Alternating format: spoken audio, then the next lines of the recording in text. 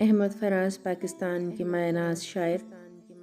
उनकी खूबसूरत नज़्म पेश खिदमत है। नज़्म का उन्वान है ईद कार्ड। तुझसे बिछड़कर भी जिंदा था, तुझसे बिछड़कर भी जिंदा था, मर मर कर ये जहर पिया है।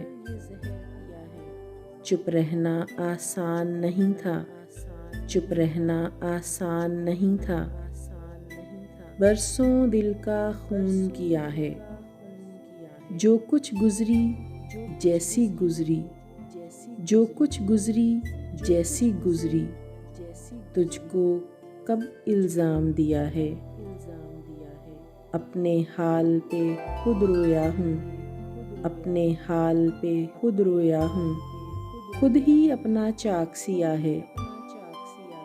कितनी जाकाही से मैंने, कितनी जाकाही से मैंने तुझको दिल से महव किया है।